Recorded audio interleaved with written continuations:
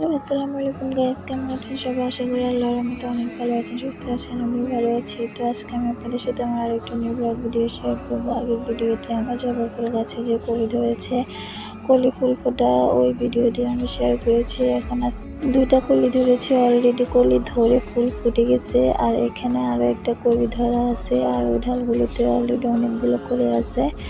তো আমার জবা ফুল গাছ অনেক ভালো লাগে, তাই আমি রোপণ করেছি। আর চুলের জন্য তো অনেকটাই বেস্ট খাদ্য চুলের। তো আমার মেহেদি গাছটা মরে গিয়েছিল, তো অনেকদিন পর দেখতেছি মেহেদি গাছটা জীবিত হয়েছে, অনেকগুলো পাতা হয়েছে। আমার অনেক ভালো লাগে মেহেদি, চুলের খাদ্য মেহেদি।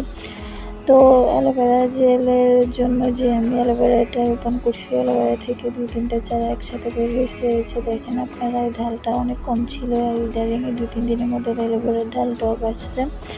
তো এখানে আমি কিছু ছোট ছোট টবের মধ্যে আমি কুমড়ার চারা রোপণ করেছিলাম। কুমড়ার চারাগুলো হয়ে গেছে আলহামদুলিল্লাহ। তো আমার ভিডিওটি যদি ভালো লেগে থাকে, আমার চ্যানেলটি সাবস্ক্রাইব করে, লাইক, কমেন্ট, শেয়ার করে আমার চ্যানেলে নিত্য নতুন ভিডিও পেতে আমার চ্যানেলের পাশে থাকবেন। আসসালামু আলাইকুম।